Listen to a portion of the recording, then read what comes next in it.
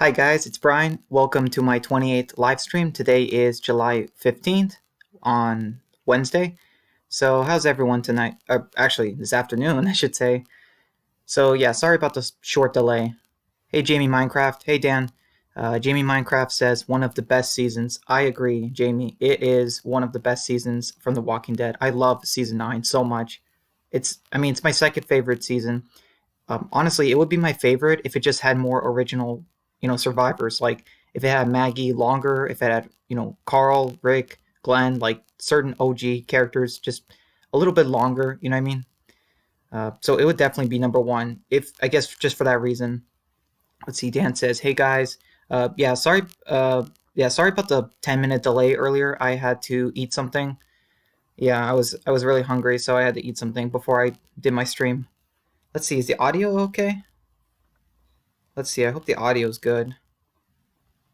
So yeah, I wanted to do a throwback review on season 9, episode 1, A New Beginning, since we kind of finished the the Telltale games. So I figured we should do another like throwback live stream on another episode or a series, I suppose.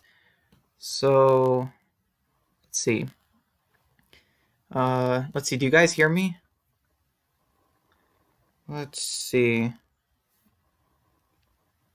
Yeah, I sure hope this is working. Let's see. Do you guys hear me now, or do you still hear me? Uh, let's see. It should be working. Yeah, let me know if you guys can hear me properly. I hope you do.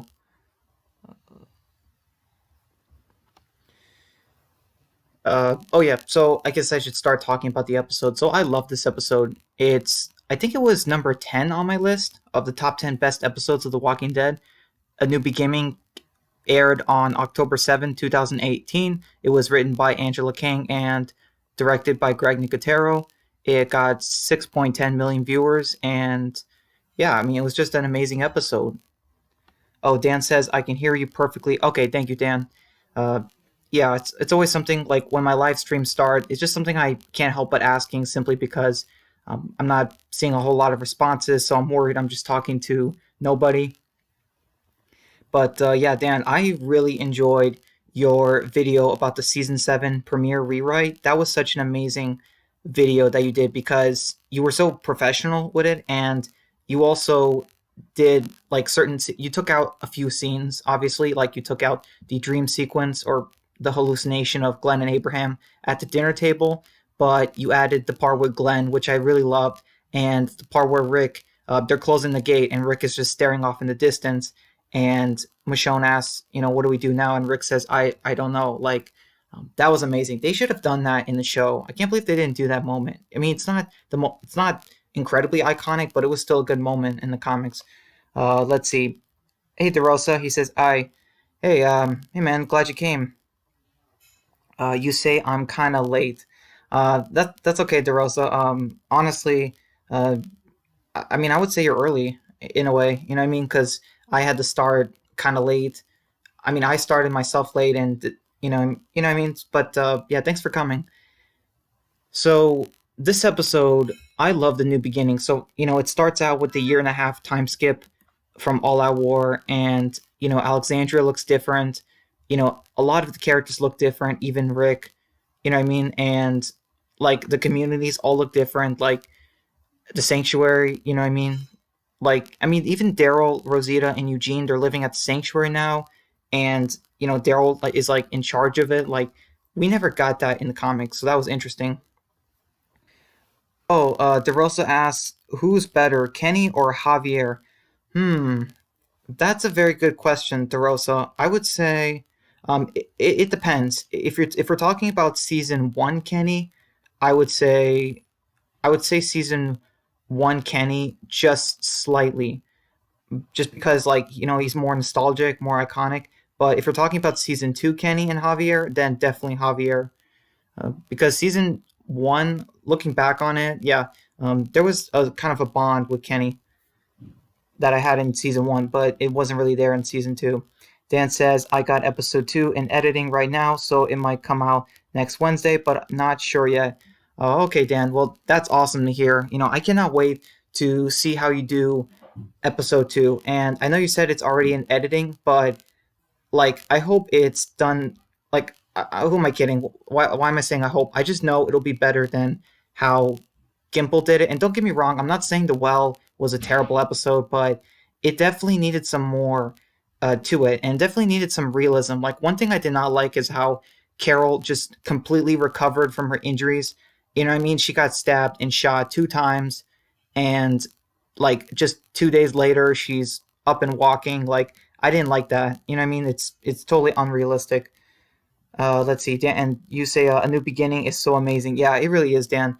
The score at the beginning of the episode is fantastic. With Rick looking at Michonne and Judith painting like the characters, and the characters are, Tara is radioing them, and Paul and Aaron are killing some walkers, and they're heading off to Washington. And you see when Daryl drives away that you see the Washington Monument in the background, and it's just so awesome, so fresh. Even though it wasn't actually Washington in real life, it was still amazing that they did that, because I really did not like how, like, in season 6, 7, and 8, that the characters, it still felt like they were in Georgia, and I hated that. I mean, I know in real life they were filming in Georgia, but they weren't even trying to make it seem like they were in a different state. You know what I mean?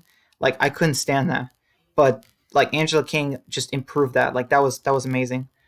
So as we're continuing with the episode, they go into the Smithsonian, and like the walkers are so well done. You know what I mean? Like when Sadiq gets grabbed by that walker, and I'm gonna tell you guys, when Sadiq was grabbed by that walker, and he had the spiders on his face and then the big tarantula, I had to look away. You know what I mean? Like, first time seeing it, and even when I'm looking at people's reactions on YouTube, like I still have to look away, because it's got to be one of the like most disturbing images in the show. Like, I'm not kidding. I cannot stand spiders. Like, I have arachnophobia or something. Like, I mean, I love Spider-Man. Spider-Man is my favorite superhero, but I cannot stand spiders. I just cannot. Like, I hate them with a passion. Let's see. Dan says, all I'll say is episode 2 will have parts of episode 3 and other scenes in it as well, but that's because I'm not a fan of bottle episodes. LOL. Yeah, that's true, Dan. Good catch with that, because when I think of episode 2, the main thing I think about is like how Carol recovered so fast, but that's also another good part, because episode 2 was so bottled off at the Kingdom. They definitely should have showed Daryl and Maggie just a little bit, like, a couple scenes with those other characters. I don't even understand why it's bottled off like that. Like, I mean, I understand if they had the film episode 2 right after the premiere, like, they had the film at the Kingdom, but what I don't understand is when they were editing the episodes, couldn't they have made it where Carol gets taken to the Kingdom, and then we see a scene with Maggie, at the hilltop, and then a scene with, Daryl in the cell, like, you know what I mean? Just like a little bit each episode, you know what I mean? DeRosa says the Walking Dead game brought me to The Walking Dead. That's cool, DeRosa. Like, I think I've told you guys before. My older brother got me into. Actually, my eldest brother got me into The Walking Dead all the way back in 2010. He showed me the first season, or at least he told me about it, and I got into it, and I watched it on his friend's laptop. He let me borrow it while he was staying at our house for a little bit, and I loved it. I loved all the episodes, and I wanted to watch more. And then when it ended, I'm like, oh wait, there's no season 2, and it's like it's not out yet. But as far as the Walking Dead game, I honestly, um, I think that was around season 2 to 3, right, when they did the Walking Dead game. And as soon as they did the Walking Dead game, I mean, I couldn't afford it, but I bought. Not I bought. I watched it on YouTube, obviously, and it was amazing. The first episode, I'm like, wow, this story is fantastic. Like, I love it. I'm like, there's no Rick, there's no Carl. You know what I mean? The characters from the show, but I'm like, but this is still an amazing story. Like episode 1 was amazing, Lee and Clementine. And who would have known that, it would have become so iconic? Dan says the city looked amazing in the episode. Yeah, absolutely, Dan. Let's see. And you say me, it was the TV series. Yeah, I watched the TV series first. Some people did the comic first, but I got into the comic after. I think it was like around season two I got into the comics. Let's see. DeRosa says Lee's death was perfect. Yeah, I think it was too. Especially how it leads into Clementine's story, like seasons later. I mean, even though it's sad, it's very sad. I still maybe wouldn't. I don't think I would change it because it's just so good for the character. You know what I mean? Dan says I think it's bottled up because of budget, but that's not the best explanation. LOL. Yeah, it really isn't, Dan, because when they're filming, okay, when they're filming it, I understand that they have to film all in one location for budget, but when they're doing the editing, they should take some scenes from certain so like the Carol and Ezekiel at nighttime scene, that should have been like in episode 5 or something, and then we should have had Maggie, uh, like a little bit of Maggie and a little bit of Daryl in episode 2. Like all it is just doing some editing. You know what I mean? I don't understand that. Like they could have done that. I mean, it still would have worked with the budget. DeRosa says season 2 of the game could have been better. Yeah, I agree, DeRosa. It needed a much better cast. Season 2 was full of idiot adults who were making an 11-year-old girl do everything in the group, and like that was stupid. And you say, if I was writing the game, I would have never killed Omid. Yeah, Omid's death still feels kind of weird to me. And even what they did with Krista, like killing her off screen, you know what I mean? Like no closure. It just kind of like Madison, I suppose, from Fear. It's just weird to me. Dan says season 2 has some problems, but it's better than season 3. Absolutely, Dan. It's still way better than season 3 because at least Clementine is not a side character. And you say, oh, DeRosa says that was very unnecessary. Oh, yeah, Omid's death. Yeah, I don't understand why they killed off Omid. It felt like they really just did it just to like shock us at the beginning of the game. You know what I mean?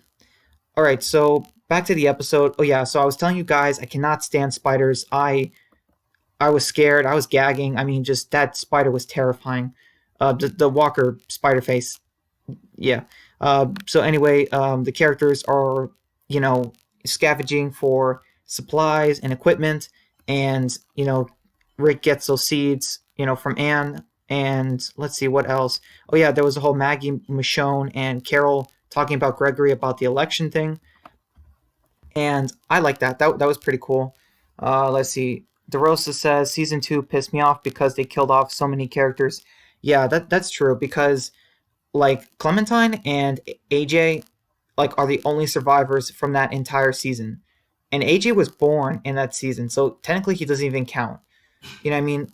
And sure, you can have either Jane or Kenny survive, but they die right at the beginning of season 3. Like, you know what I mean? And I don't know. That's just so weird. Um, and plus, like, I still don't understand it. So, like, if you choose to go to Wellington and take Kenny's hat, and then Kenny lives, but he leaves Clementine forever. Like they were in Telltale, they were supposed to do something in season 3 and season 4 where like Kenny's hat can be worn by AJ throughout season 4, but they never did that. Dan says Ezekiel's near death scene was intense, but we knew he was going to survive. Still intense though. Yeah, it was, Dan, because just the way they did it, I'm like, oh wow, he's being held by the rope. You know what I mean?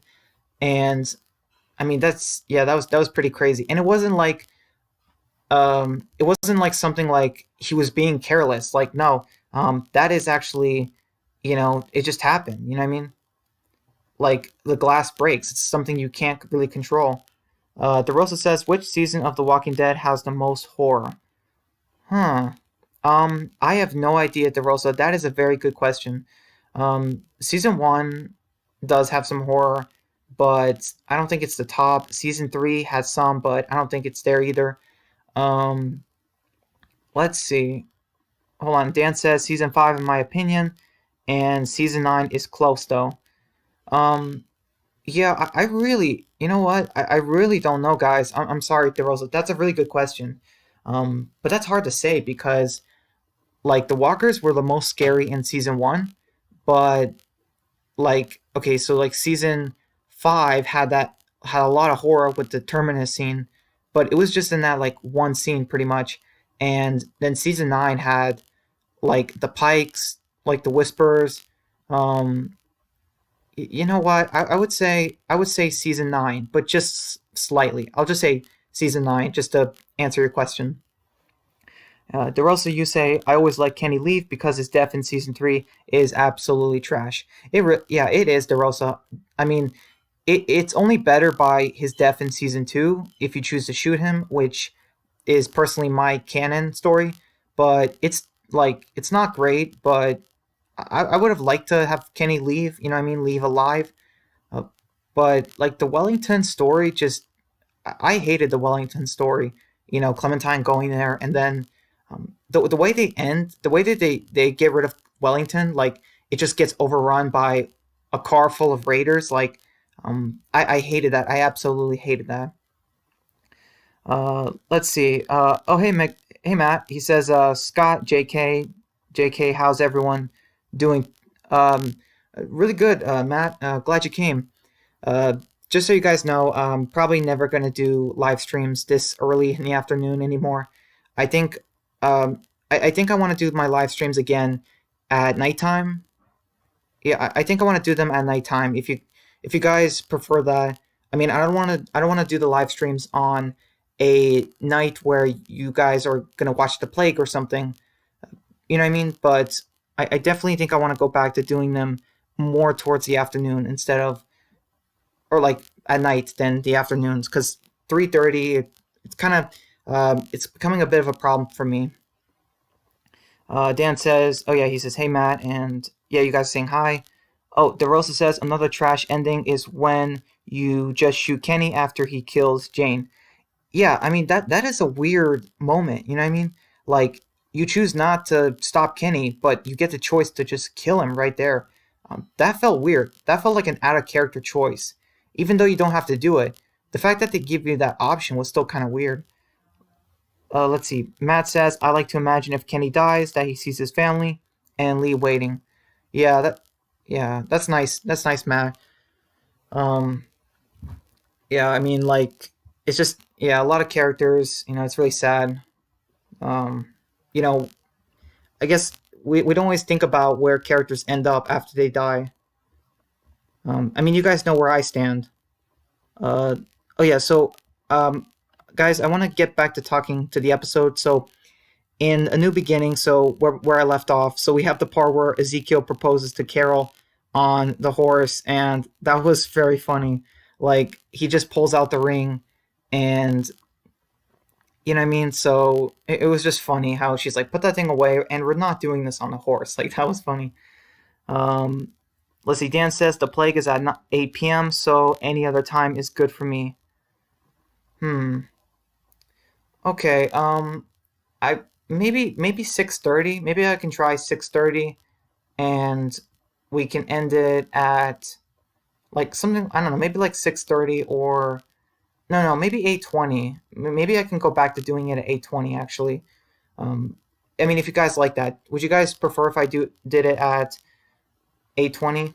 Let's see. DeRosa says has Dan played 400 Days DLC? I don't believe so, DeRosa, and honestly, it's not that great. Like the 400 Days DLC, honestly, I can tear apart that DLC so much. Uh, it does abs. It takes place. So if Dan, you don't know, it's a DLC after they did season 1. They did it right before season 2, and the way it works is that it gives some like it focuses on a bunch of one-time characters and or like part-time characters, and yeah, but it doesn't do much for the story or the series. Honestly, Dan, 400 Days is pretty pointless. Kind of like the Michonne game. Like, nothing you do in the Michonne game is going to change Clementine's story. Let's see. Matt says, can't wait to see Anthony point the gun at Josh's face for the whole episode. LOL. Huh. Let's see. Matt says, no, sorry. Dan says, I know, right? What a laughing emoji. DeRosa says, I wish we had more DLCs for the game. Yeah, me too, DeRosa. I wish they did better DLCs. The Mahjong game was terrible. 400 Days was so pointless.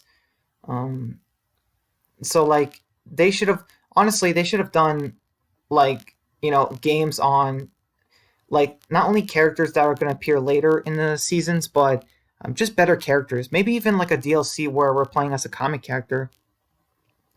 Uh, Wait. DeRosa says Bonnie sucks. Oh yeah, yeah, yeah, she does. And Dan, you say Bonnie is terrible. Yeah, Dan. I don't. You didn't get this, but see, what I did is when Luke was crashing in the ice, I he told me to just cover him from the walkers, and I chose to do that. But Bonnie actually goes to try and save him, and she falls in the ice too. And in my version, I cracked the ice, saving Bonnie. And later in the episode, she blames me and says, "It's my fault Luke died." And I'm just like, "No, it's not. It's your fault." You know what I mean? Just um, like, I'm just gonna tell you, Dan. I saved Bonnie. Just it was completely pointless. She's a terrible character. Like, if I can do a top 10 worst, characters from the video games, like she would be probably in the top 10. Matt says, "LOL. Who knows? Maybe in the future." Um, Maybe. DeRosa says, "I thought the Michonne game was okay. Am I the only one?" Yeah, DeRosa, you might be the only one. The Michonne game is. It might as well be like. It reminds me of The Last of Us 2. Like, that's all I'm going to say. The way you guys see The Last of Us 2, that's how I see the Michonne game. And there's some similarities. I'm not going to say what they are, but there are some similarities, Dan, if you didn't know. Let's see. And Matt says, probably, LOL. DeRosa says best scenes in the episode in the game: Kenny's return, Lee's death, Lily's return, and Carver's death. Wait, did you just do a pattern? Yeah, you did a yeah, DeRosa, you just did a return, death. Like, you know what I mean? That was interesting. Yeah, those are some of the best moments in the game. Dan says Luke's death made me so mad. Yeah, me too, Dan. Just the fact that they had him crash down in like ice water and just drown. He didn't even freeze to death. It was just he drowned. Like, I mean, that doesn't even make any sense. Like, he's a grown man. He should be able to rise up from the ice water. You know what I mean? Just I don't know. That was so weird. Um, let's see. DeRosa says, "I wish that they brought Lily back because it ties the whole." Oh, I like. Sorry, DeRosa. I like that they brought Lily back because it ties the whole series together. And you say, and it actually makes my season one choices matter in season four. Yeah, that's true. And like it also reveals, it finally gives closure to, I guess, Lily as a character. You know what I mean? Because people, you know what I mean? Because a lot of people wanted to see her after what happened in, well, season one, but also in the comic. Matt says best scene in the game is Arvo shoots Clem. JK, guys. Oh yeah, yeah, Matt, you better be joking because that's one of the worst scenes in the game. Uh, it makes no sense. It felt like completely out of nowhere. Just I mean, yeah, just I hate that scene. I hate Arvo too. All right, so all right, guys. So back to the episode. So Rosita and Daryl are okay. Yeah, so they tell the group that the herd destroyed the bridge, and the characters are trying to there's mud and stuff, and they're trying to get the wagons across. And we have the walkers attacking, and we have and you guys know it in the episode. We have the death of Ken, and like I don't know if you guys were like saddened, but I was actually saddened when Ken died in the episode because I actually was starting to like him as a character because like I really thought like they could have done more with him, and I just felt like he had like more potential. You know what I mean? Than just be a one episode character. Like, think about this, guys. I liked him a lot more than Carter. You know what I mean? Like, and he was another character who premiered and died in the same episode. But yeah, and just everyone's reactions, even people on YouTube, a lot of them were upset that Ken died. And I mean, even Maggie's reaction, that still gets me. Just Maggie being upset, like, it reminded me so much of when Glenn died. Uh, let's see. DeRosa says characters that can still come back: Krista, Molly, Javier. Yeah, that's true, DeRosa. Molly, I have no idea. Krista, unfortunately, I think they killed her off screen. And Javier, I don't know why they didn't bring him back. You know what I mean? Because they said he's still alive. Dan says Lily was a good villain in season 4. Yeah, she was, Dan. She was, honestly, she was a bit of a monster. But she was a coward too. You know what I mean? Like, she was willing to do whatever it took to get her way. And when she was about to die, she begged, not to die. And, just like, I mean, like, at least for Carver, he wouldn't beg to live, but Lily did. You know what I mean? It shows you what kind of villain they really are. Let's see. DeRose says, yeah, that's true. That must suck that you had to fight someone that was once family to you. Um, I didn't have a big problem fighting Lily, at least in my version.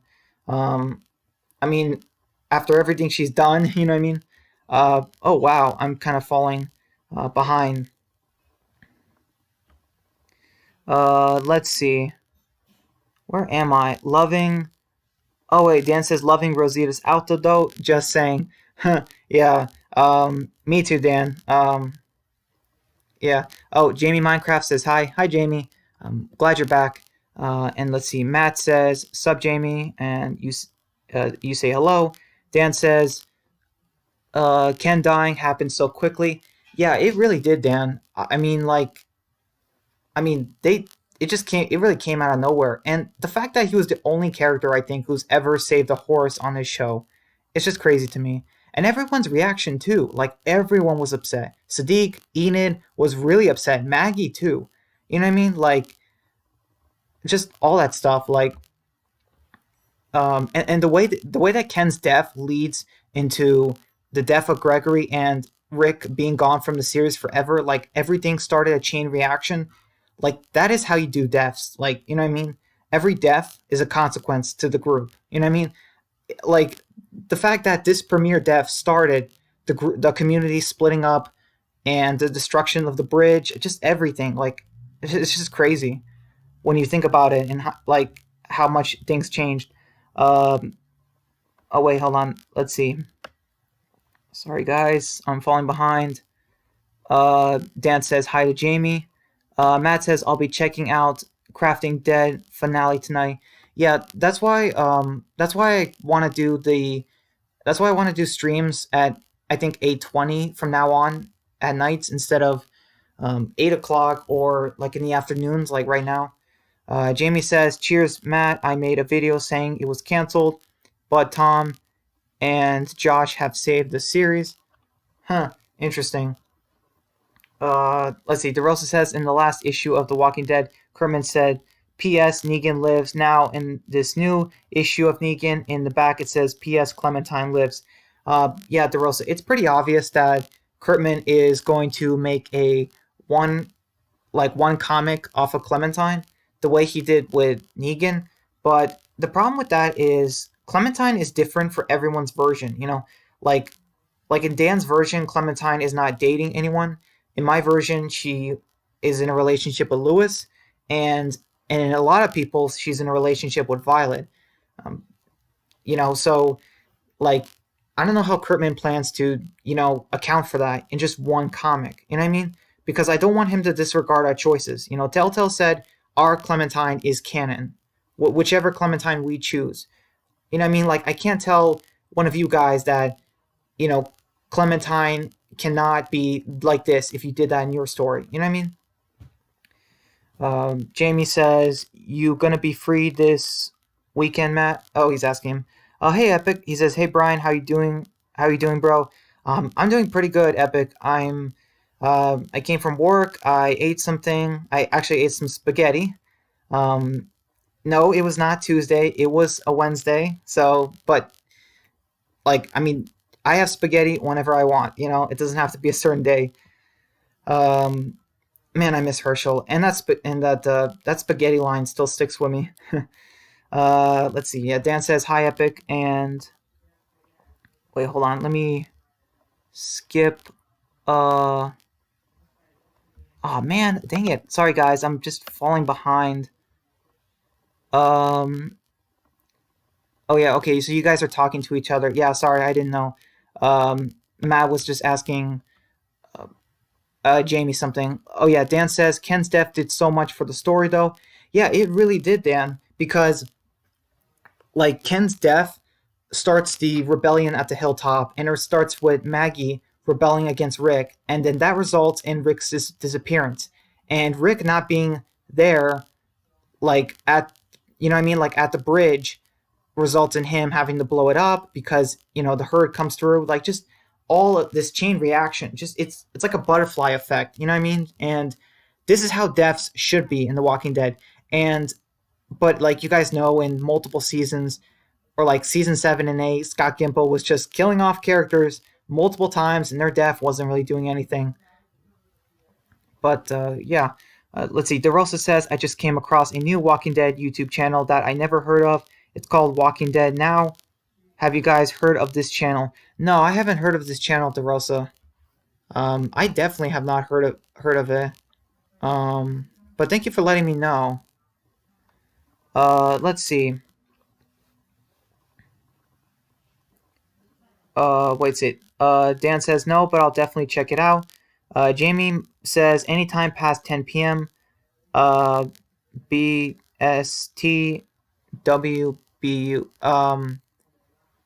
Are you saying that? I'm sorry, Jamie. I can't do my live streams at. Yeah, I'm sorry. I can't do my live streams at past 10, but I could try doing them at 6:30 or 8:20. So I'll try to stick with one of those times if that works. Yeah, I'm sorry if you can't be here. It's just I really cannot do 10 p.m. You know what I mean? DeRosa says this is probably a dumb question, but who here has read the comics? Yeah, I probably think everyone has read the comics. Let's see. Dan says me. Um, let's see. Epic says, "Hey Brian, one thing I hate about the Michonne miniseries is that the villains were terrible and they were so cookie cutter and way too over the top." Yeah. One of the villains it is like Virginia, and you know what I mean. It's just like I'm not gonna say which villain, but you got Epic. You know which villain I'm talking about, and she just reminds me so much of Virginia. Matt says 1 p.m. to 11 p.m. Eastern Standard Time. Is that good for you? Oh, sorry. Yeah. You guys, if you're okay, I'm sorry, guys. I'm getting confused.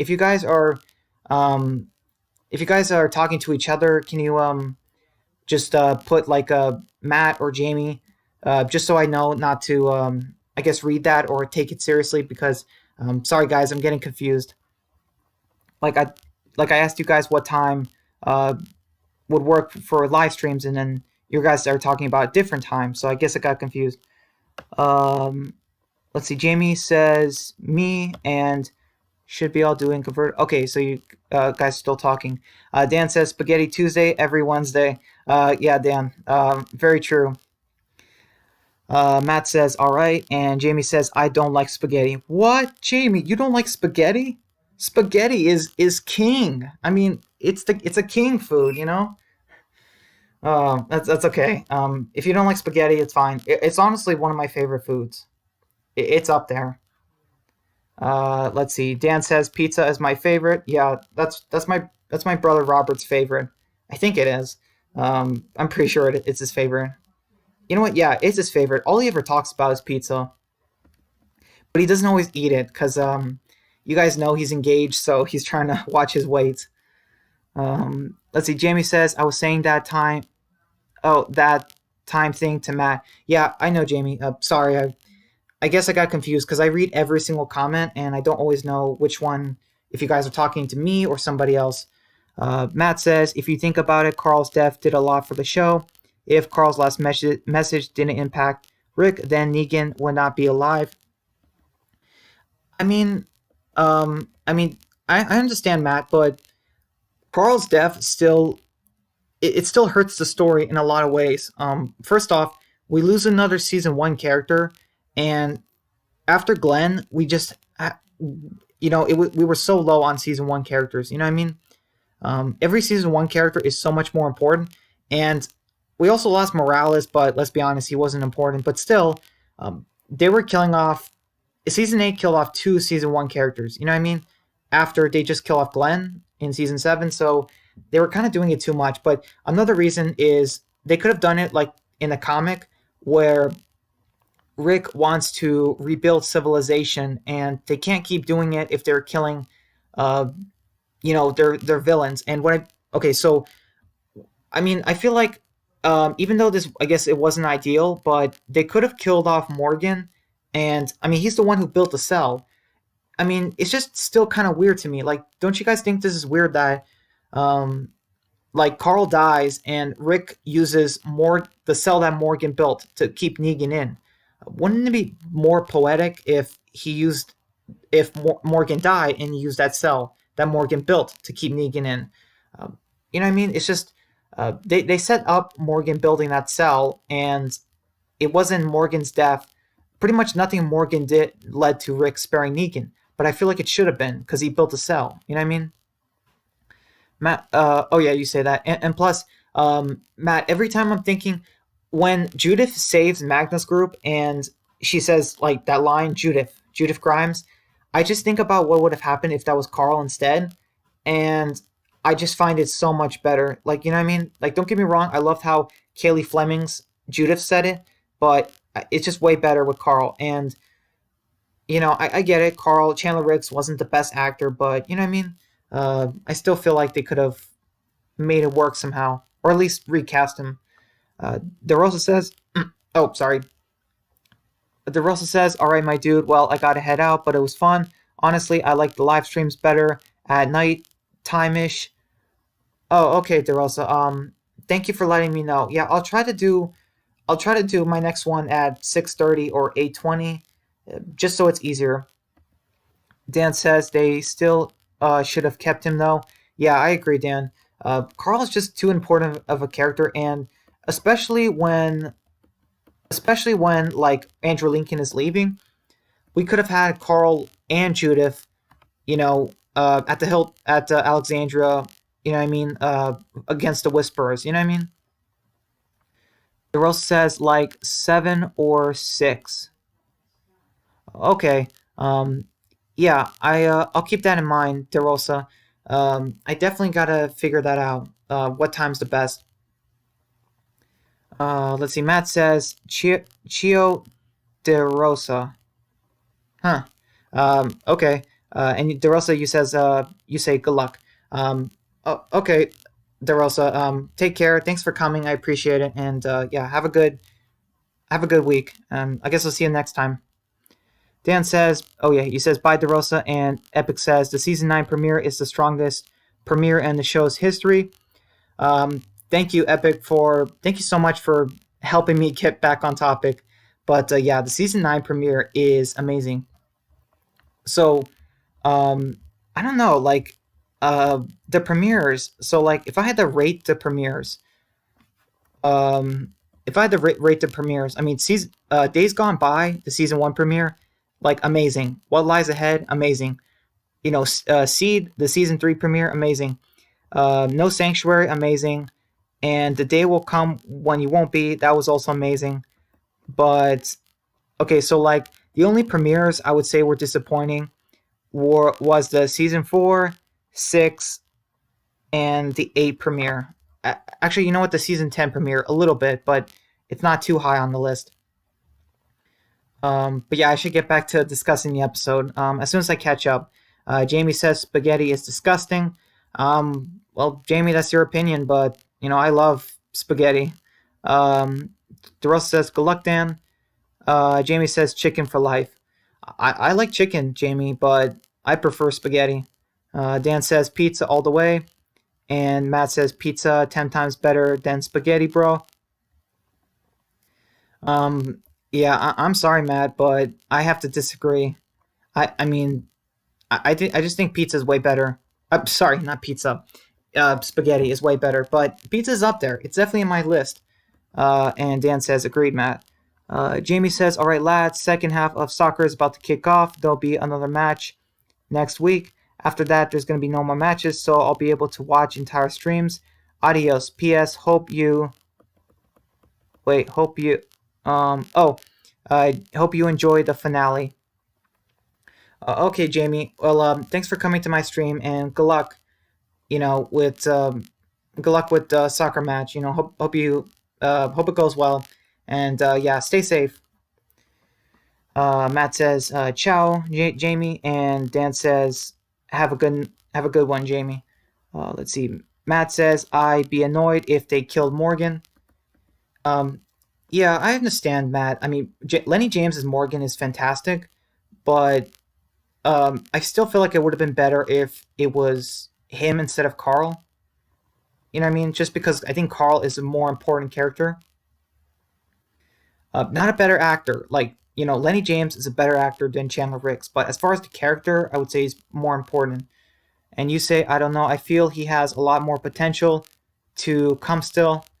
Um, I don't know, Matt. I mean, I liked what they did with Morgan in part of season 4 of Fear, but like I feel like in season 6 they still might make Morgan kind of annoying and disappointing, but I hope that's going to change. I hope Morgan changes. They got to make him go in clear mode or, somewhere in between, pacifist and clear, just somewhere in that gray area.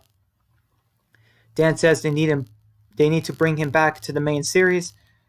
Lenny is amazing. Yeah, I agree. Um, Matt says, yeah, very underrated. And Dan says Carl and Judith would have been gold. I agree. Sorry, guys, I have to go through this fast because I got to catch up. Epic says, hey, Brian, I know this is no Walking Dead question, but have you seen Castaway with Tom Hanks? I have seen parts of the movie, Epic, but I never sat down and watched the whole thing through. I've seen a couple scenes, like when people are like watching it in the living room, you know what I mean? But I never sat down the whole way. But I know the basics of the movie. Matt says, love that movie. Um, Dan says season 5 premiere is one of the best. Yeah, I agree.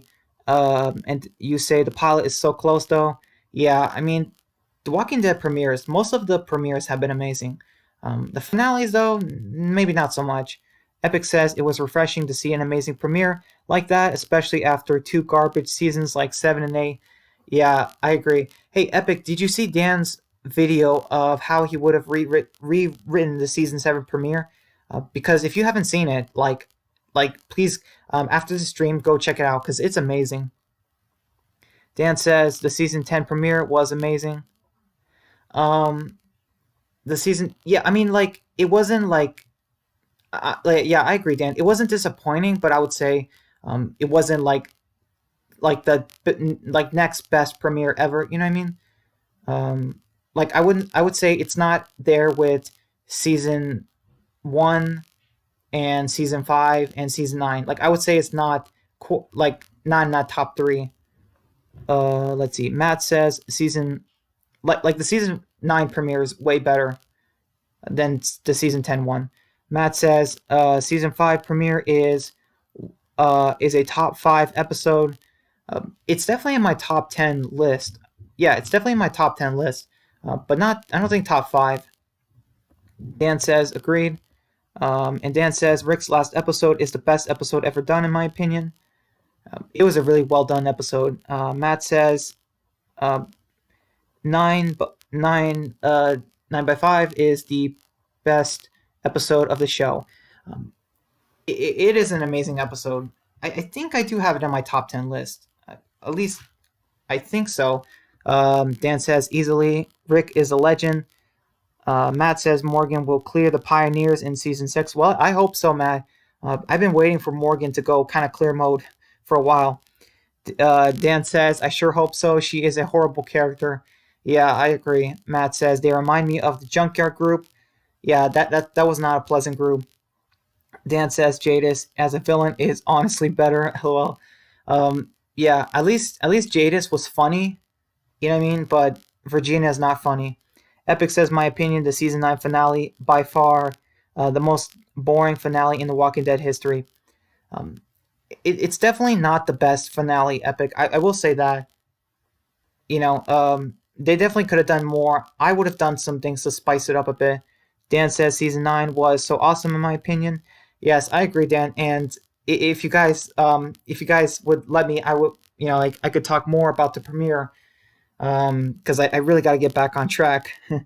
Let's see. Matt says the only characters not captured right now are Morgan, Dwight, and Sherry, all Walking Dead original characters. Coincidence? I think not. Yeah, that's a good point, Matt. And thank you for bringing up that coincidence. I think not. I have seen that like 100 times in my life, and it never gets old. Um, Dan says the finale. I mean, oh wait, Dan, are you saying the season 9 finale was so awesome? In my opinion, because I would say like it wasn't terrible. Like the snow was awesome, but I definitely think it could have used some like some things to spice it up. Matt says 9 by 16 was a great episode. Um, I mean, I would say Matt, it's not top 10, but it was still it was a decent finale.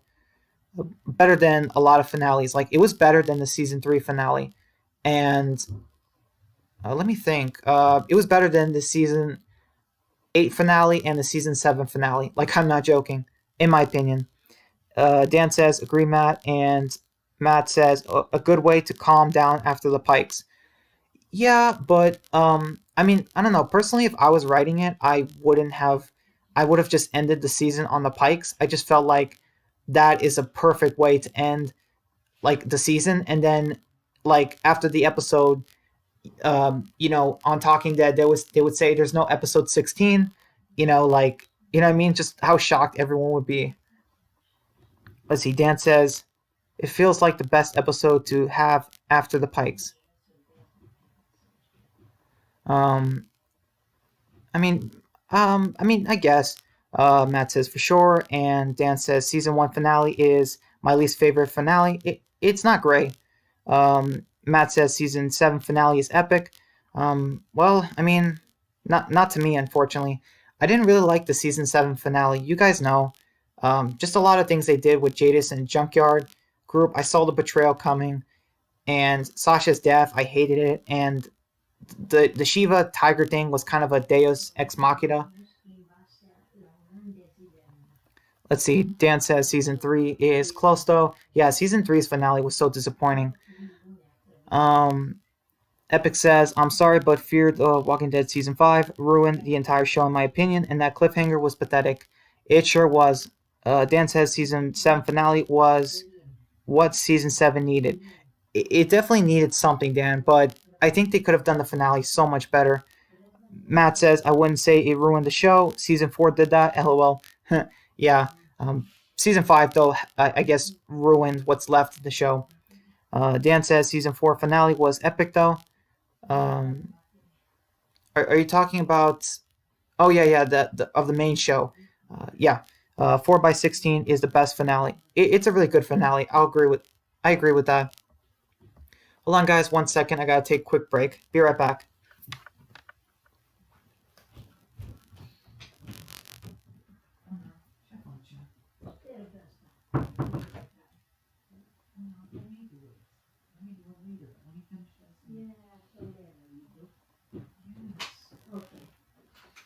But thank you. Thank you. What's a mess?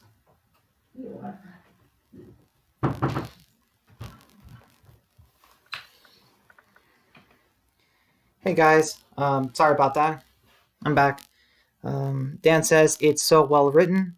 Yeah, the Terminus thing, the Rick and Michonne and Carl, when they get attacked by the Claimers, and Rick says to Daryl, "You're my brother," and oh man, just thinking about that episode in the premiere makes me so sad that like eventually Daryl, and Maggie plot to betray Rick and kill Negan and stop Rick, and that results in him, you know, getting injured and and taken away forever. So yeah.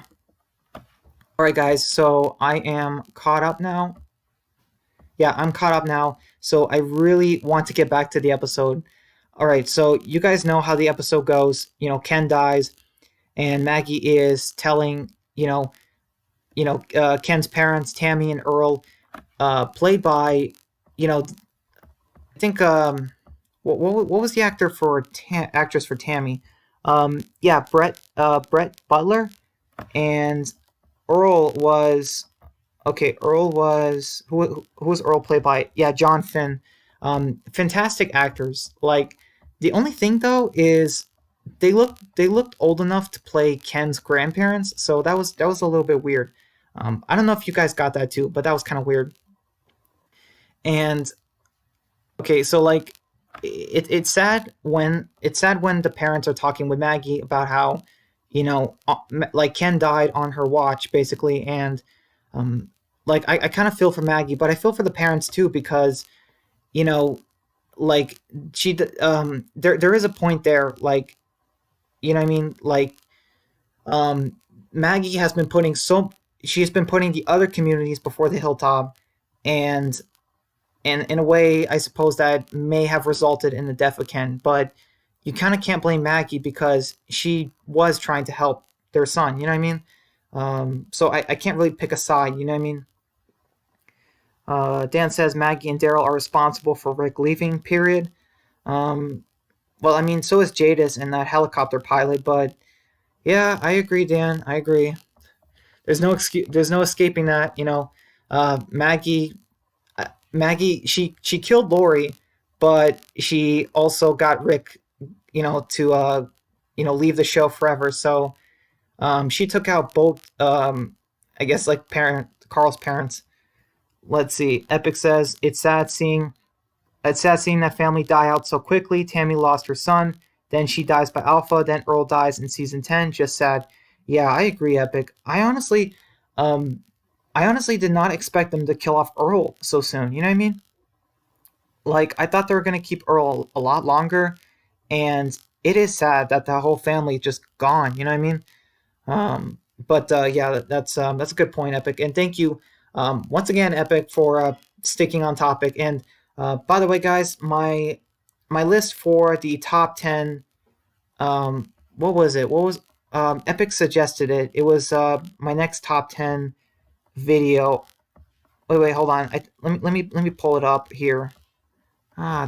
Stupid Windows. Close. Hold on, guys. Just give me a second.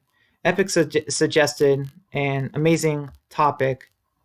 Oh, yeah, yeah. He suggested the top 10 worst translated characters. And yeah, I mean, like, that will be out Friday morning, so you guys know. So on Friday morning, I will post the top 10 worst characters translated from the comics into the show.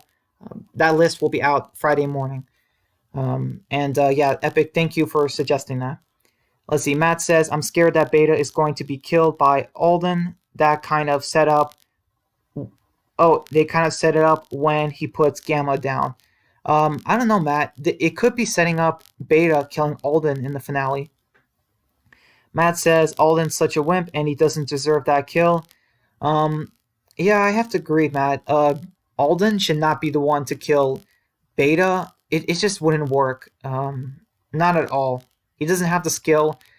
Also, I don't know. Has Alden ever even killed anyone? I'm trying to think. Has Alden killed a single person? Um, let's see. Dan says Alden should have killed Beta first. Then after that, Zombie Gamma. Yeah, I know, Dan. That's what I said. Like, I don't know if he missed or something. But man, why did Alden shoot Zombie Gamma first? He should have at least shot Beta in the shoulder, and then I don't know, just something that felt weird to me. Epic says top 10 comic characters that were poorly handled in the show. Yeah, thank you, Epic. Don't worry, that will be out Friday morning. But because that's kind of a long topic, I think I'm just gonna do top 10 uh, worst translated or worst characters translated. You know what I mean? Or adapted. Yeah, I think I'm gonna call it top 10 worst adapted characters or something like that. Like just so it's shorter. But yeah, thank you. Let's see. Matt says, "I know. Like, come on, man. You had him in your sights." Yeah, Matt. I think it might set up Alden dying in the finale. It's either going to be Alden, Aaron, Gabriel, or Jerry that dies. It's going to be one of those four guys. I can just see it. And Gabriel is too predictable, like in the comic. Aaron is too important. Alden is kind of too minor of a character, and Jerry, I feel like I don't know if AMC would risk that. They know we're gonna riot, so I just don't know. Let's see. Dan says he had the chance. That's for sure. He had at least had the chance to shoot him in the shoulder, at least. Epic says, I'm hoping Tyrese is on there because he sucked in the show. Don't worry, Epic. He is on that list. I promise you. I will not say what part of the list he's on, but I just know I give a lot of explanations as to why he's on that list and why he's so low or so high on it. And so yeah, I mostly talk about the comic versions of the characters instead of the TV versions because I'm trying to let you guys know how much better they were in the comic, whereas in the show they were very bland. But yeah, Epic, don't worry, Tyrese is on the list. Matt said, nah, Alden won't die, too beta, too useless of a character. And by the way, we are way overdue for a death from Magna's group. Oh, yeah, you said Magna's death. Um, yeah, a death from Magnus Group. Yeah, I know you meant group, Matt, but yeah, I agree. We definitely need to lose someone from Magnus Group. You know, it shouldn't be Connie because she still is missing. But man, they gotta bring Connie back. Like seriously. Dan says Negan needs to kill Beta, but is that too predictable? Um, yeah, kind of, Dan. I would say that they at least. I think that we need at least Negan versus Beta fight, but the person who kills Beta, they should. I feel like they should do it like the character who kills him should do it to save another character. You know what I mean? Like Beta, no, Negan and Beta are fighting. Beta Negan gets a few good hits in, but something happens and Negan, let's say a walker gets Negan from behind, and Beta uses that to his advantage. Negan gets knocked down and he's about to get stabbed, and then you see a sword go through Beta, and it's like it's Lydia or someone like that. You know what I mean? Just I feel like it should be a more unexpected death. Um, not have Negan fighting Beta and just killing him because Negan got to kill Alpha, so Beta should go to someone else. Matt says they better not touch Jerry, and that goodbye with Ezekiel has me scared for him, man. Yeah, me too, Matt. But the thing is, they could be setting up Ezekiel's death in the finale too, not at the hands of Beta, but um, they could have it where Ezekiel um, gets bit or he's going with the characters and he just can't continue anymore. Matt says it's better. It's be better than his comic death. LOL. Oh, okay. Um, yeah, I don't know. That's a good question. Um, I mean, how you're talking about Beta, right? But yeah, it's got to be better. Dan says has me scared for both of them. Dan says Kelly needs to go. Yeah, I agree. You guys know we don't like Kelly. Epic says maybe that's why season 10 had no big deaths, as AMC are scared of killing big characters, especially after Carl Backlash. It definitely could be that, Epic.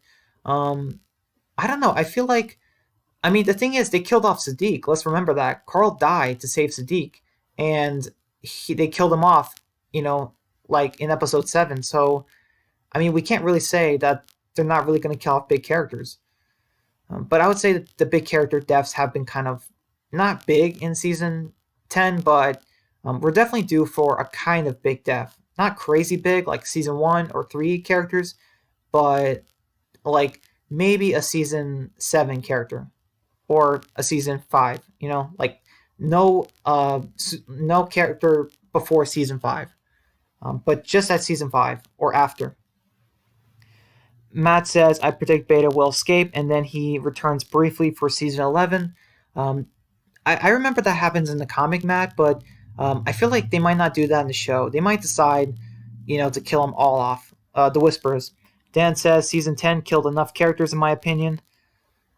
I mean, I kind of agree, Dan. If you think about it, like, the communities they're pretty much gone. Like, there's, like, pretty much no one left from the kingdom. There's pretty much no one left from the hilltop.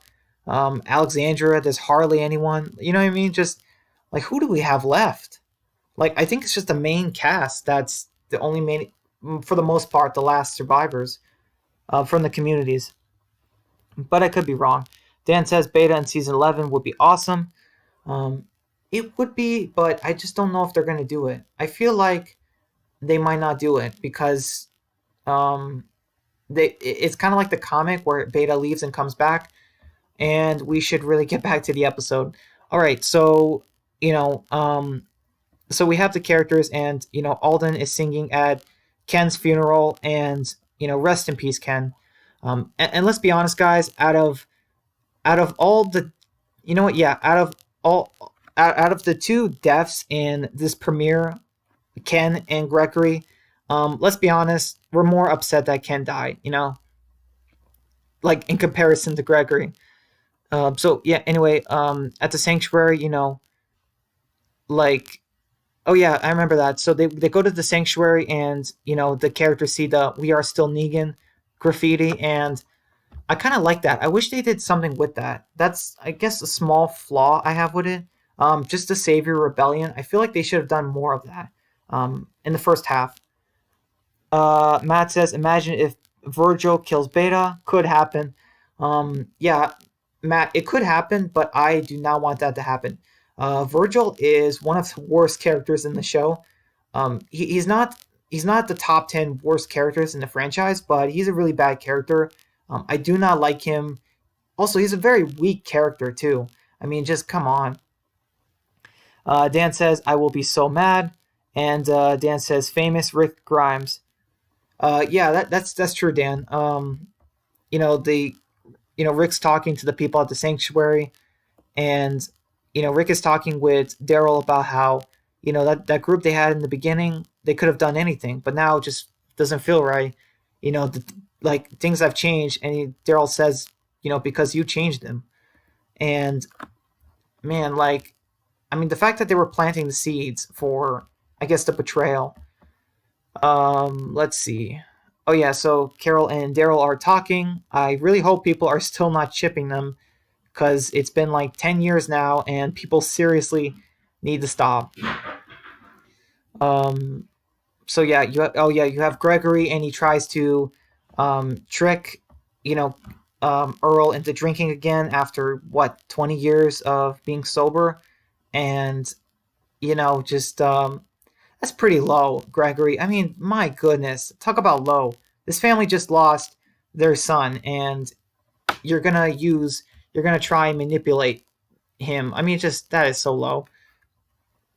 So anyway, the characters are talking. Rick and Michonne were talking about the laws, about building some laws, or creating like a charter. And at the hilltop, Maggie gets attacked by Earl. He was in the hood, and even now, it's still weird to me how Enid. Like when I saw this, I thought I'm like, there's no way Enid got paralyzed, but she was just hurt, I guess. And so the characters reveal it's Earl, and then Maggie goes over to Gregory and confronts him, and like the only problem I had with Maggie fighting Gregory is it looks like she overpowers him, and I'm thinking, I'm like, I don't know if Maggie's strong enough to do that. She definitely is a better fighter than Gregory. I'm just saying that just the way they angled it, I don't know if that would have worked. Like, I feel like it would have been more awesome to see Maggie knee Gregory in like a certain part of his body, and then put the knife on him. You know what I mean? Just I feel like that would have been cool. I feel like that would have been better than what they actually did. But these nitpicks about the premiere, they're only minor. You know what I mean? Let's see. Dan says Carol is not going to happen. Yeah, I know, Dan. It's been 10, 11 years. People just need to stop. And you say Donnie is perfect. Yeah, I agree. She doesn't talk, and Daryl doesn't talk, but he has to talk. You know what I mean? Like that's what's good about it. He actually cannot be the silent type anymore because she's the silent type. Dan says Maggie versus Gregory was epic. Yeah, I agree, Dan. But like I said, they should have done. I think it would have been perfection if they showed Maggie struggling with the knife, and then she knees Gregory, and then like that's how she gets the knife from him. Like, let's be honest, Gregory deserved it. He deserved a hit below the belt. Dan says Gregory definitely needed to go. Yeah, and the fact that they did it in the premiere too. Like you would think that, oh, this, like going by the comic, you would probably be like, oh, Gregory's not going to die until the second half. But it's like, no, it really does. Like, he really does die. Dan says Gregory doesn't have Simon to talk to, so they kill Gregory 2 episodes later. Yeah, in about a year and a half later. But yeah, that's a good point, Dan. And also, one of the things that was great about this episode, hardly anything in this episode was from the comics. Um, yeah, like guys, think about that. How crazy is it that almost nothing from this episode, besides Gregory's death, pretty much nothing else was from the comic in this entire episode? Like Angela Kang created a episode with no story from the comic, pretty much like I said, except for that Gregory part, and it was amazing. Like there was no Magnus group, there was no Carl and Rick talking about becoming an apprentice. Like all of that was not there. Epic says, I love Ken because he saved a horse. It shows he loved horses. I do the same. I do the same. I save horses too. Yeah, well said, Epic. I feel like Ken like doesn't get enough love from the fans. Because honestly, like let's be honest, like a lot of us would try to be that character in the zombie apocalypse who would also try to protect the animals. And obviously, there's not a lot of characters like that, but still, yeah, I was sad to see Ken go. Let's see. Dan says horses have the worst luck in this show. It's terrible. I know, like, I know, Dan. Like when I'm watching people's reactions, they're like, they see a horse and they're like, "Oh, that horse is gonna die." You know what I mean? Just like right after they see it. Matt says Gregory is such a weasel that he would have tried to negotiate with the Whispers after the Pikes. You know what? That's a good comment, Matt. He probably would. Dan says Angela's the best, and you say that would have been funny to see Matt. LOL.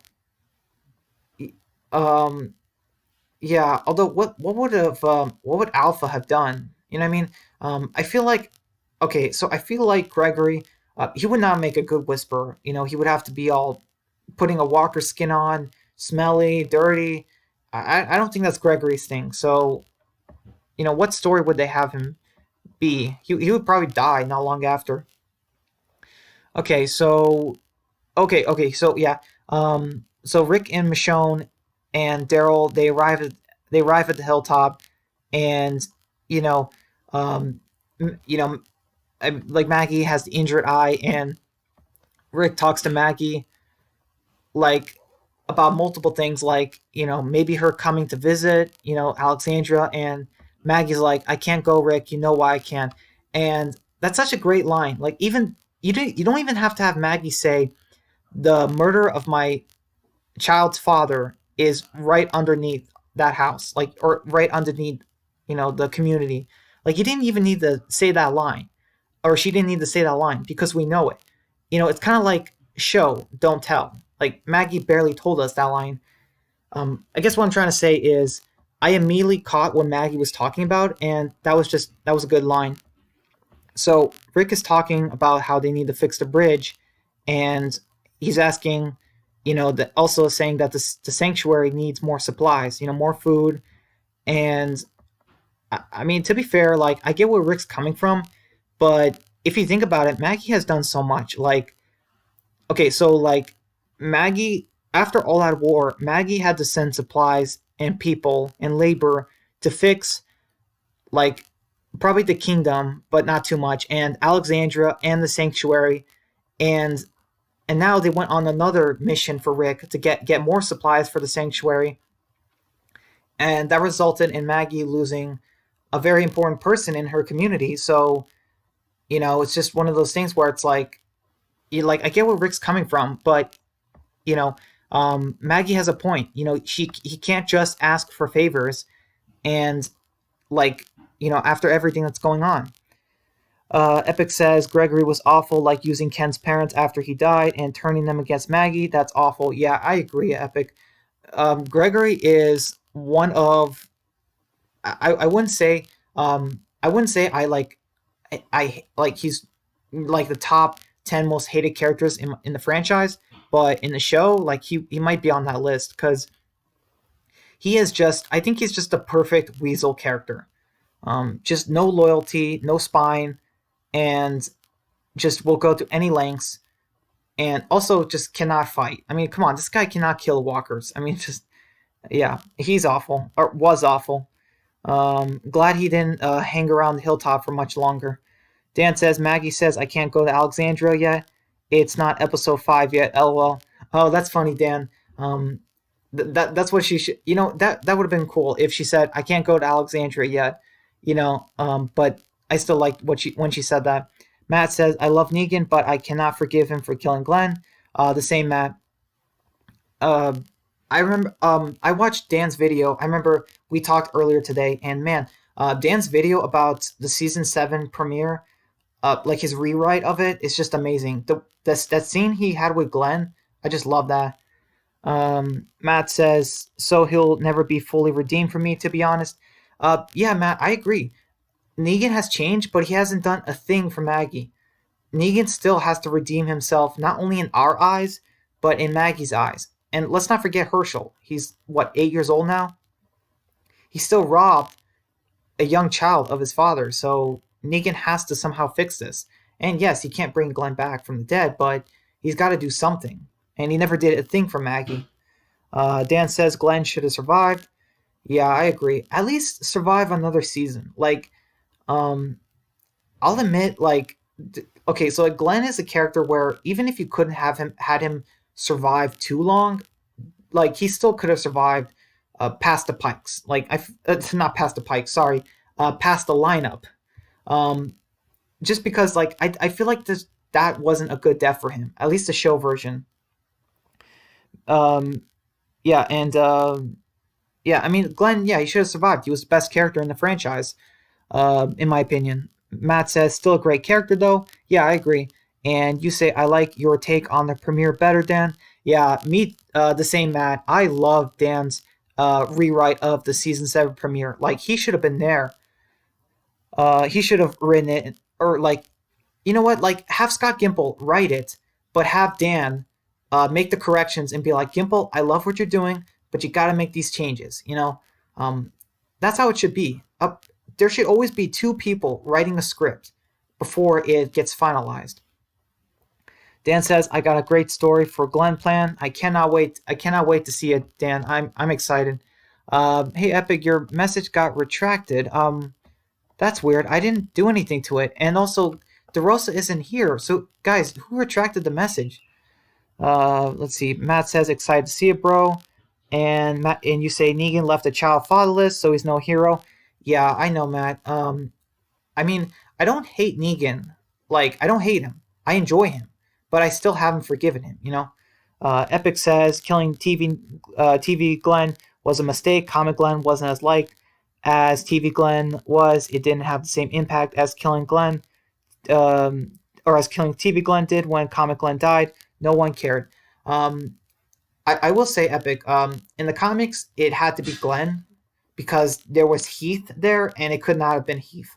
But in the show, there was just other characters it could have been, and Dan doing his rewrite where it's just Abraham, much better, honestly, in my opinion. And Dan says, I'm ready to see a conversation between Negan and Maggie. Yeah, me too, Dan. It's long overdue. Matt says, but killing Alpha definitely helped, lol. And Dan says, agreed. Yeah, it definitely helped, but Alpha never did a thing he never did a thing to Maggie.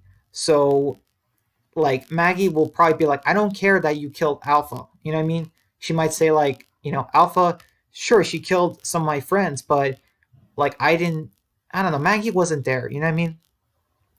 Epic says, I made a mistake, so I rewrote the comment. Oh, okay. But yeah, I agree. In the show, Glenn was just so much better. Like, they should not have killed him off that soon. He still needed a little bit more time. And in the comic, it made sense. Like, because it was issue 100, and, they just had to kill off a big character. Plus, Kerman was going to end it, too. Like, 93 issues later, so... Yeah, and Dan says Gregory's death was the perfect ending to the episode. Absolutely, Dan. Just ending it just with his body, hanging. So, okay, so back to the episode real quick. So, Maggie says she'll only give the Saviors food in exchange for the fuel, and she won't provide any labor. Um, and she also says like, remember when you said you were gonna follow me, but you didn't? Like that was awesome. Um, like I love Premiere Maggie. I loved Premiere Maggie. Actually, pretty much um any Maggie that we had in season 9, I pretty much loved her scenes. They were a lot better than season 7 and 8. I don't know if the actress got better, but it just felt much better. So anyway, it's nighttime and Maggie is gonna have Gregory hanged, and that's so weird. Do you guys remember when those kids show up? Were those kids Addie and Gage or Rodney? Like, I don't understand.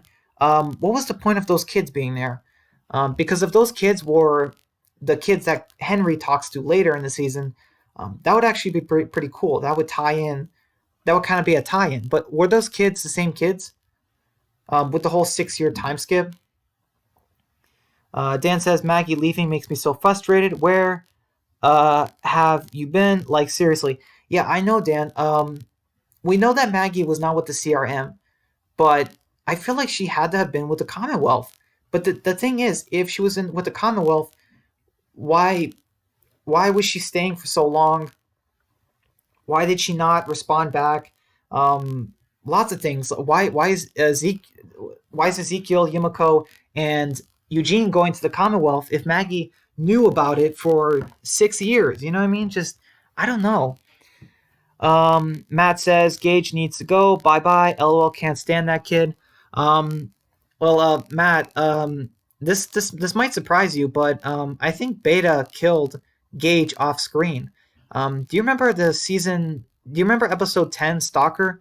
I'm pretty sure that like Gage died off screen when Beta attacked Alexandria. Like I'm pretty sure, because the actor was not. I don't think he was called back into filming after sometime after that episode, and I don't know. I'm pretty sure Gage is dead.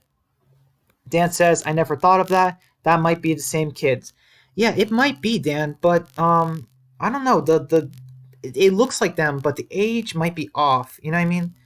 Um, yeah, I don't know. The age might be off though. It's kind of weird. Epic says, also, I'm kind of 50-50 with Rick. I understand him trying to give Saviors a chance, only he should have only did it with the good Saviors and killed the bad ones.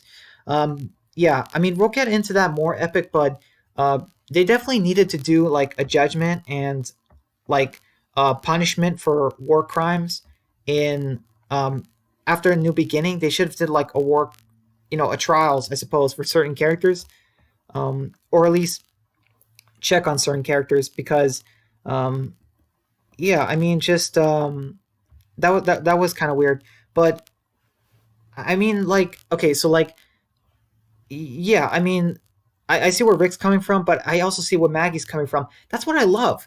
You understand both sides of the argument. Rick wants to keep the peace and give the Saviors a chance, but Maggie is sick of giving favors and getting nothing in return. And now she lost a very important person in her community, and she has nothing to show for it because they had to give those to the Saviors.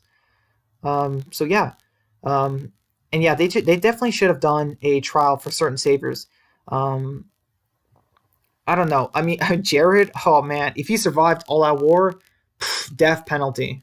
Like you know what I mean. Matt says Maggie. Oh, forget Maggie. She ditched her friends and left the hilltop defenseless.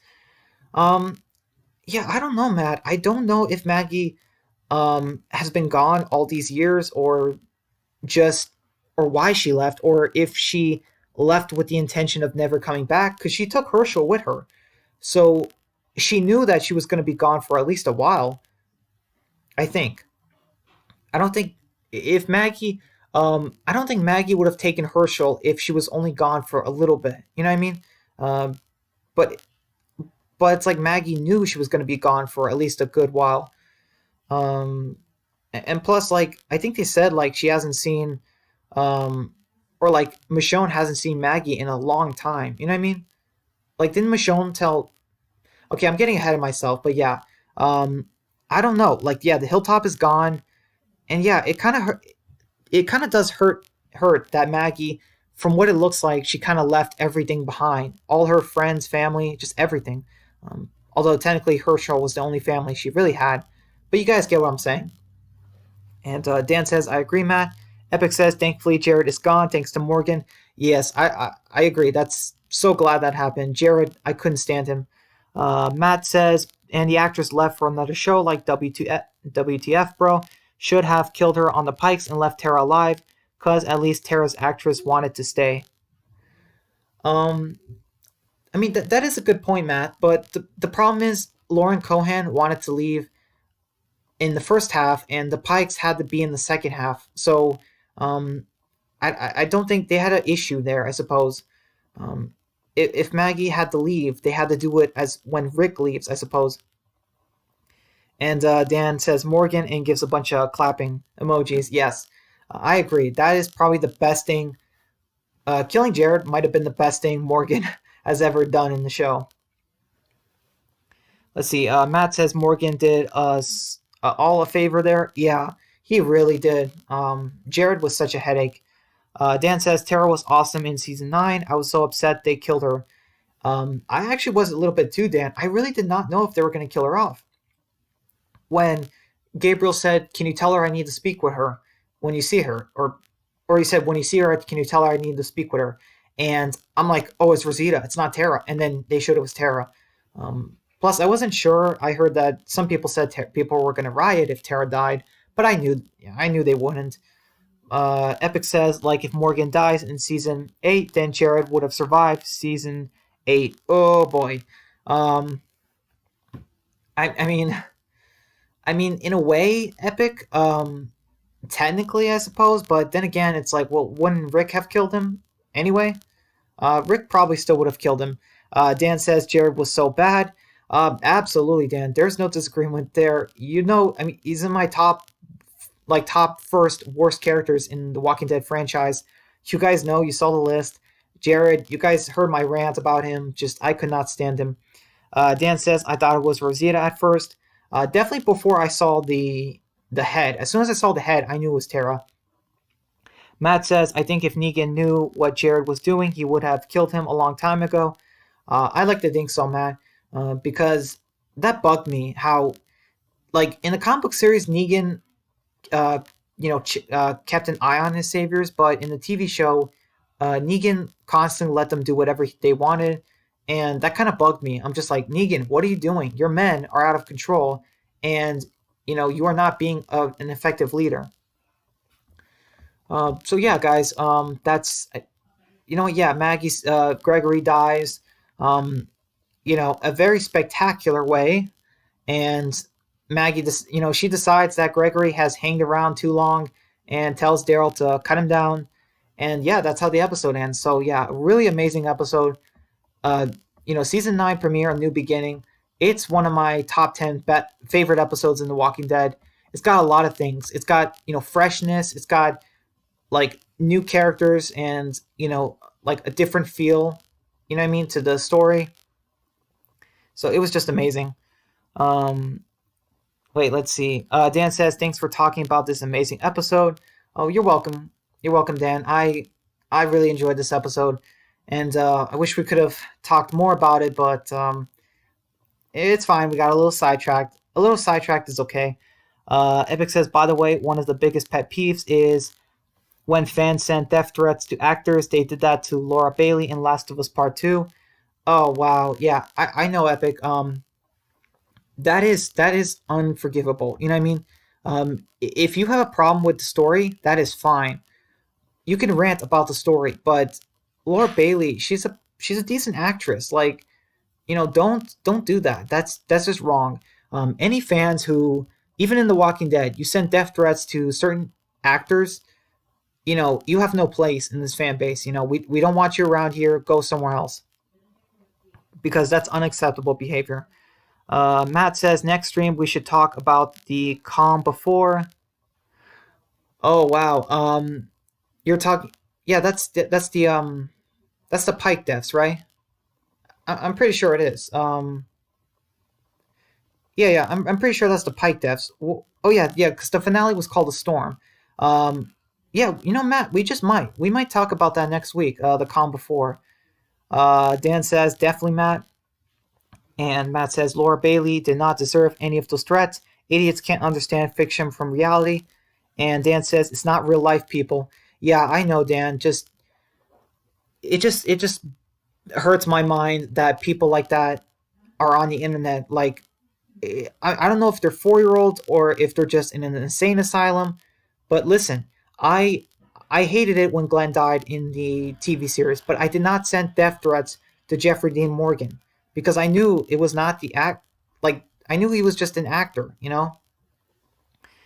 or I didn't even send any to Scott Gimple because, like, even though I believed he made a terrible writing decision, I still had a certain amount of respect, for he's a human being. I'm not gonna give him a death threat. Um, I mean, I'm a Christian, and I would never send death threats to anyone. I just wouldn't. My parents did not raise me that way, and the people who send death threats, they obviously were not raised right, and they're not right in the head. Let's see. Epic says like Laura Bailey was just doing her job, and Dan says agreed. Yeah, I agree. I'll admit I did not like Abby as a character. I couldn't stand Abby. Her design, what they did with her story, um, did not like it one bit. But I will not blame the voice actress because she did her job. Nothing the voice actress did made the game terrible. Like, think about that, guys. Like, the writing team, the designing team, you can blame them somewhat from why the game stinked, but you cannot blame the voice actress because she did not do anything wrong. She was only reading the lines. She didn't create the Abby character. I mean, just I don't understand it. I mean, I do. I told you guys they just were not raised right. Just messed up people in the head. Like, yeah, you guys be careful because there's messed up people in the world. And I don't know if you guys have seen it, but there's a troll in my comment section. Every couple videos I post, there's a troll in my comment section that posts a link to a very inappropriate and bad site, and I remove and report them as often as I can. But I don't know if you guys saw them by any chance. But yeah, I will not have that in my channel. There's just no way. And I can't believe that even a simple channel like me is getting like trolls or I don't know if it's a bot, but it's just something. Epic says toxic fans, man. Yeah, I know, Epic. It stinks but they're everywhere. There's toxic fans in everything. In SpongeBob, in Walking Dead, in games like The Last of Us. It's in everything. Um, are there more toxic fans in certain franchises than others? Absolutely, but they're everywhere. Dan says I saw that. And Matt says I'm doing voice acting for the Plague. I play Andy. That's cool, Matt. I thought about giving voice acting a try, or like um, being a voice actor for like a PMV series on YouTube, but I'm not really sure. Matt says I don't click the links. LOL. Yeah, I try not to either. But oh wait, Dan says I saw that. Okay, you're talking about the troll who is posting things. Yeah. I'm sorry, Dan. I don't know where that person's coming from, but if you see him too, please remove and delete him if you can, or like report him. I guess what I should say, and I'll delete him as soon as I can. Um, Let's see. Dan says I saw that in the trailer. Oh, you saw that guy in your trailer, or um, yeah. I don't know who is bothering us, but somebody is bothering us, sending us inappropriate links, and they should be deleted. Let's see. Epic says it's definitely a difficult voice acting job, or difficult job voice acting. Um, yeah, that stinks, Epic. I mean, I want to give it a try, eventually in the future, but yeah, I know voice acting isn't easy. Let's see. Matt says I love voice acting, and you say I think the troll is a bot. Yeah, probably. Dan says most likely. Um, yeah, if I see that troll in the comments of my videos, I'm gonna report and delete him as fast as I can. But let me know if you guys see another one that opens up, because I would appreciate it. Because yeah, I will not have that in my videos, just or next to you guys, around you guys, or just anywhere. I don't want anyone seeing that kind of stuff. I mean, I don't know what YouTube is doing, honestly. Like, it's all these bots are getting through, and I just don't know. All right, guys. I think I'm gonna end the stream soon. Let's see, maybe another 5-10 minutes if you guys want. Let's see. Epic says, "Hey Brian, can I be a mod?" Um, yeah, sure. Let's see. Okay, there you go, Epic. I added you as a mod. Um, I decided I want to add. It makes sense because DeRosa is not here, and he um he can't always be here. So I guess I should have more mods. Um, but yeah, yeah. Sorry. I guess I haven't done that before. Um, so let's see. Is there anything else you guys want to talk about? And I know I already praised it, but Dan, I really enjoyed your rewrite of the season 7 premiere. That was amazing. I know I can't wait to see what else you do. And hey Dan, when do you plan on playing the Michonne game? Do you plan on playing it uh, like at the end of the month? Just curious, because I do want to do a live stream after you finish the Michonne game, like right after. But yeah, I mean, I could not stand the Michonne game, and it's just one of the reasons I can't stand it is I paid $15 for it, and it kept crashing like all the time. I couldn't even play it on my iPhone. Just I don't know what Telltale was thinking. And Epic, you say, but yeah, Dan, when you plan to review the Michonne miniseries, um, yeah, I'm sorry, Dan. I kind of forgot when you said you would do it. My whole week has been actually this whole day has been a little crazy. Um, yeah, guys, the stream is slowing down a little bit, so I think I want to end it real soon. Let's see. You know what? I should get after I end the stream, I should start. Oh, Dan says I'll start playing it tomorrow. LOL. Well, that's cool. Um, as soon as the stream ends, I'm gonna upload the countdown for the top 10 uh, comic characters translated poorly in the show. But yeah, Matt says it took me 5 months to finish the Michonne game. 5 months. Wow, Matt, how is that possible? How did it take you 5 months? You know what I mean? Just like how? Epic says like how the governor was. That's how those villains were in the Michonne miniseries. Oh, just evil for no reason. Yeah, you're talking about the comic governor because like I'm like, oh, the TV governor was amazing, but the comic governor not the best antagonist. It just felt like he was evil for no reason.